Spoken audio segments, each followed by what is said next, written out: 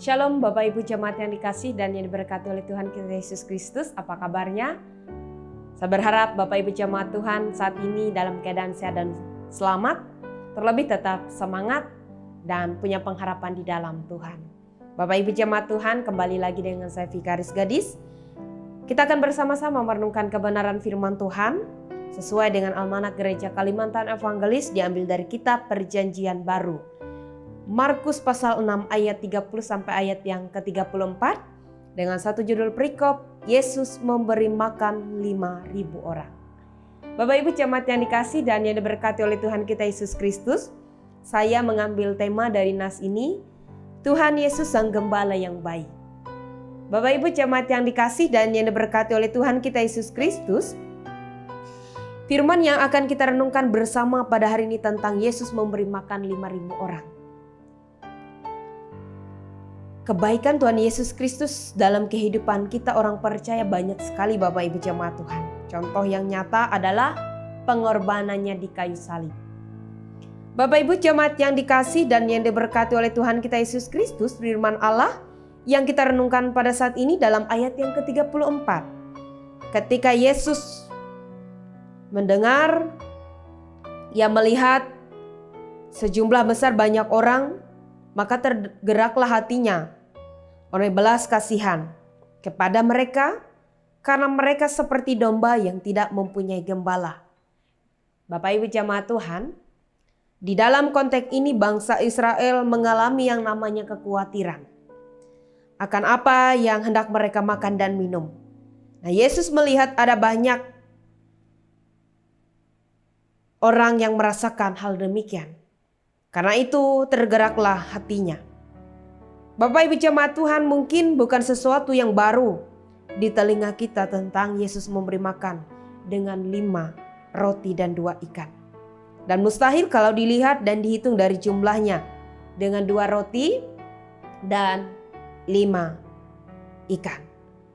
Bapak Ibu jemaat Tuhan, dan mungkin kita bertanya, apakah cukup dengan jumlah yang sedikit diberikan kepada orang banyak? Bapak Ibu jemaat Tuhan, tidak ada yang mustahil ketika Tuhan berkenan.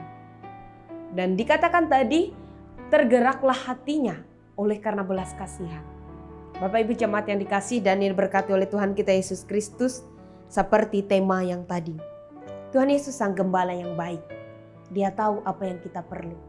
Dia tahu apa yang menjadi kekhawatiran dan kegelisahan yang kita alami. Dan dia melihat bahwa bangsa Israel pada saat itu mengalami kekhawatiran karena mereka mengalami yang namanya kelaparan. Bapak Ibu jemaat yang dikasih dan diberkati oleh Tuhan kita Yesus Kristus, ya Tuhan Yesus adalah gembala yang baik. Sang gembala yang tidak membiarkan domba-dombanya tersesat dan tidak membiarkan kita hidup dalam kekhawatiran. Bapak Ibu jemaat Tuhan, itu yang dirasakan oleh bangsa Israel. Mereka mengalami kekhawatiran, mereka merasakan bahwa kehidupan mereka saat itu, mereka tidak sama sekali mengalami yang namanya berkat dari Tuhan. Tetapi Tuhan memberkati mereka dengan 2 roti dan 5 ikan. Bahkan melebihi orang yang ada di tempat. Bapak Ibu jemaat yang dikasih dan diberkati oleh Tuhan kita Yesus Kristus, apa pesan firman Allah bagi kita?